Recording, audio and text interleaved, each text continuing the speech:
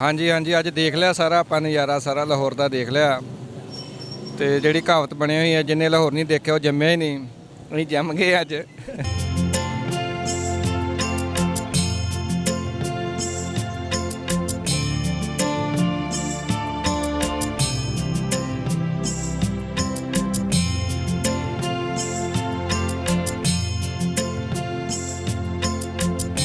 ਪੀਪੀਟੀਵੀ ਦੇ ਨਾਲ ਮੀਆਂ ਆਸਫ ਅਲੀ ਤੇ ਇਸ ਟਾਈਮ ਮੇਰੇ ਨਾਲ ਮੌਜੂਦ ਆ ਇੱਕ ਸਿੱਖ ਫੈਮਿਲੀ ਜਿਹੜੀ ਆਈ ਹੈ ਬਾਬਾ ਜੀ ਗੁਰੂ ਨਾਨਕ ਦੇਵ ਜੀ ਦੇ 552ਵੇਂ ਜਨਮ ਦਿਨ ਦੇ ਸਿਲਸਿਲੇ 'ਚ।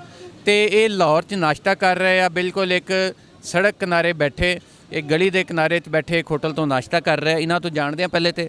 ਹਾਂਜੀ, ਕੀ ਨਾਂ ਜੀ ਤੁਹਾਡਾ? ਮੇਰਾ ਨਾਮ ਰਮਿੰਦਰ ਸਿੰਘ ਹੈ ਜੀ। ਕਿੱਥੋਂ ਆਏ ਹੋ ਤੁਸੀਂ? ਅਸੀਂ ਗੁਰਦਾਸਪੁਰ ਤੋਂ ਆਏ ਹਾਂ। ਅੱਛਾ, ਗੁਰਦਾਸਪੁਰ ਤੋਂ ਆਏ ਹੋ। ਤੇ ਕਿੰਨੇ ਜਣੇ ਆਏ ਟੋਟਲ?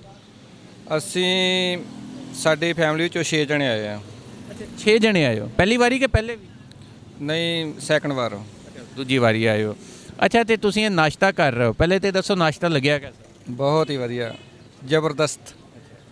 ਕੀ ਕੀ ਖਾ ਰਹੇ ਹੋ? ਅਸੀਂ ਆ ਪੂੜੀ ਛੋਲੇ ਤੇ ਹਲਵੇ ਦਾ ਉਹ ਬਣਿਆ ਹੋਇਆ ਨਾਸ਼ਤਾ, ਤੇ ਨਾਲ ਲੱਸੀ ਆ, ਪੰਜਾਬੀ ਲੱਸੀ ਜਿਹਨੂੰ ਕਹਿੰਦੇ ਆ। ਹਾਂਜੀ, ਬਹੁਤ ਵਧੀਆ। ਤੇ ਹਲਵਾ ਕੈਸਾ ਲੱਗ ਰਿਹਾ ਤੁਹਾਨੂੰ? ਹਲਵਾ ਜੇ ਦੇਖਣਾ, ਟੇਸਟ ਹਲਵੇ ਦਾ ਦੇਖਣਾ ਅਜੇ। ਅਜੇ ਪੂੜੀ ਦਾ ਲਿਆ, ਬਹੁਤ ਵਧੀਆ। ਤੁਸੀਂ ਇੱਥੇ ਬਾਹਰ ਆ ਕੇ ਸੜਕ ਕੰਢੇ ਬਹਿ ਕੇ ਨਾਸ਼ਤਾ ਕਿਉਂ ਕਰ ਰਹੇ ਹੋ? ਵੈਸੇ ਵਧੀਆ ਲੱਗਦਾ। ਹਾਂਜੀ, ਪਹਿਲੇ ਅਸੀਂ ਕੱਲ ਇੱਥੇ ਆਏ ਸੀ ਤੇ ਗੁਰਦੁਆਰਾ ਸਾਹਿਬ ਦੇ ਦਰਸ਼ਨ ਕਰਨ ਆਏ ਸੀ। ਅਸੀਂ ਆਖਿਆ ਵੀ ਚਲੋ ਨਾਸ਼ਤਾ ਕਰ ਲੈਨੇ ਥੋੜਾ ਅੱਗੇ ਜਾ ਕੇ, ਤੇ ਬਹੁਤ ਵਧੀਆ ਲੱਗ ਰਿਹਾ। ਆਪਣਾ ਸਾਰਾ ਇੱਕੋ ਹੀ ਆ, ਪੰਜਾਬ ਸਾਰਾ ਆਪਣਾ ਬਹੁਤ ਵਧੀਆ ਲੱਗ ਰਿਹਾ। ਹਾਂਜੀ, ਤੇ ਆ ਨਾਲ ਭਰਜਾਈ ਵੀ ਹੈ ਤੁਹਾਡੇ, ਉਹਨਾਂ ਨੂੰ ਪੁੱਛਦੇ ਆ। ਹਾਂਜੀ। ਕੀ ਹਾਲ ਚਾਲ ਹੈ? ਹਾਂਜੀ ਵਧੀਆ ਜੀ। ਕੀ ਨਾਂ ਤੁਹਾਡਾ? ਮੇਰਾ ਨਾਮ ਸਰਜੀਤ ਕੌਰ। ਅੱਛਾ, ਤੇ ਪਹਿਲੇ ਤਾਂ ਦੱਸੋ ਨਾਸ਼ਤਾ ਕੈਸਾ ਲੱਗ ਰਿਹਾ? ਬਹੁਤ ਵਧੀਆ। ਹਾਂਜੀ, ਬਹੁਤ ਵਧੀਆ। ਕੀ ਕਰ ਰਹੇ ਹੋ? ਕੀ ਖਾਧਾ? ਹਾਂਜੀ, ਹਲਵਾ ਪੂੜੀ ਹੈ, ਕੜਾਹ ਹੈ, ਲੱਸੀ ਆ। ਹਾਂਜੀ। ਤੇ ਪਹਿਲੇ ਵੀ ਕਦੀ ਇੱਥੋਂ ਬਾਹਰੋਂ ਨਾਸ਼ਤਾ ਕੀਤਾ ਕਿ ਨਹੀਂ? ਨਹੀਂ, ਅੱਜ ਪਹਿਲੇ ਦਿਨ ਹੀ ਕੀਤਾ। ਹਾਂਜੀ ਹਾਂਜੀ। ਤੇ ਬਾਕੀ ਵੀ ਕੋਈ ਹੋਰ ਵੀ ਬਾਹਰ ਗਏ ਹੋ, ਘੁੰਮੇ ਹੋ ਲਾਹੌਰ 'ਚ? ਹਾਂ, ਨਹੀਂ ਅਜੇ ਇੱਧਰ ਹੀ ਆਏ ਪਹਿਲੇ। ਹਾਂਜੀ। ਚਲੋ, ਅੱਛਾ ਇਹ ਦੱਸੋ ਸਰਦਾਰ ਜੀ ਕਿ ਲਾਹੌਰ ਦਾ ਸੁਣਿਆ ਤੇ ਹੁਣਾ ਵਾ ਕਿ ਉਹ ਕਹਿੰਦੇ ਨਾ ਕਿ ਜਿਹਨੇ ਲਾਹੌਰ ਨਹੀਂ ਦੇਖਿਆ ਉਹ ਜੰਮਿਆ ਨਹੀਂ। ਤੇ ਅੱਜ ਤੁਸੀਂ ਦੇਖ ਰਹੇ ਹੋ ਤੇ ਕੈਸਾ ਲੱਗ ਰਿਹਾ? ਉਹ ਗੱਲ ਠੀਕ ਆ? ਹਾਂਜੀ ਹਾਂਜੀ ਅੱਜ ਦੇਖ ਲਿਆ ਸਾਰਾ ਆਪਾਂ ਨਜ਼ਾਰਾ ਸਾਰਾ ਲਾਹੌਰ ਦਾ ਦੇਖ ਲਿਆ। ਤੇ ਜਿਹੜੀ ਕਹਾਵਤ ਬਣੀ ਹੋਈ ਹੈ, ਜਿੰਨੇ ਲਾਹੌਰ ਨਹੀਂ ਦੇਖਿਆ ਉਹ ਜੰਮਿਆ ਹੀ ਨਹੀਂ। ਅਸੀਂ ਜੰਮ ਗਏ ਅੱਜ। ਅੱਛਾ, ਅੱਜ ਜੰਮ ਗਏ ਹੋ। ਹਾਂਜੀ ਹਾਂਜੀ, ਬਹੁਤ ਵਧੀਆ ਲੱਗ ਰਿਹਾ। ਆਪਣੇ ਸਾਰੇ ਪੰਜਾਬੀ ਭਰਾ ਇੱਥੇ ਆ, ਪੰਜਾਬੀ ਬੋਲਦੇ ਆ, ਤੇ ਬਹੁਤ ਵਧੀਆ ਲੱਗ ਰਿਹਾ ਆਪਾਂ ਨੂੰ। ਤੇ ਆ ਖਾਣਾ ਖਾ ਕੇ ਹੋਰ ਵੀ ਵਧੀਆ ਲੱਗ ਰਿਹਾ। ਅੱਛਾ, ਇੱਥੇ ਤੁਸੀਂ ਆਏ ਹੋ, ਤੁਹਾਨੂੰ ਲੋਕ ਇੱਥੇ ਮਿਲੇ ਆ, ਜ਼ਾਹਿਰ ਹੋਟਲ ਤੋਂ ਤੁਸੀਂ ਨਾਸ਼ਤਾ ਕਰ ਰਹੇ ਹੋ, ਲੋਕਾਂ ਦਾ ਮੇਲ ਮਿਲਾਪ ਕੈਸਾ ਤੁਹਾਡਾ? ਬਹੁਤ ਵਧੀਆ, ਲੋਕ ਬਹੁਤ ਵਧੀਆ ਨੇ ਇੱਥੋਂ ਦੇ, ਬਹੁਤ ਵਧੀਆ ਪਿਆਰ ਦਿੰਦੇ ਨੇ।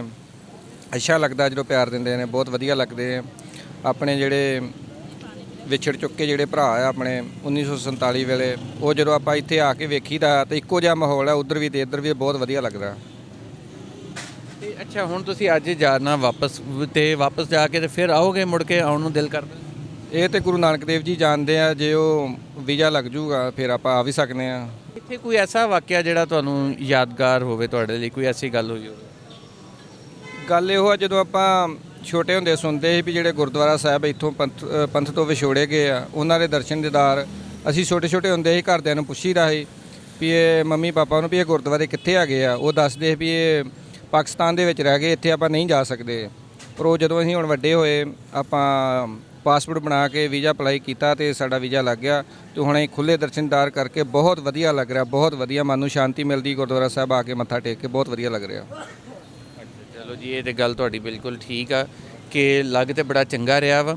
ਅੱਛਾ, ਇੱਕ ਹੋਰ ਗੱਲ ਇਹ ਦੱਸ ਦਿਓ, ਅਖੀਰਲੀ ਗੱਲ, ਕਿ ਉੱਦਾਂ ਰੂਟੀਨ 'ਚ ਚਾਹ ਚੱਲਦੀ ਅੱਜ ਕੱਲ੍ਹ, ਤੁਸੀਂ ਇੱਥੇ ਲੱਸੀ ਪੀ ਰਹੇ ਹੋ ਸਪੈਸ਼ਲ?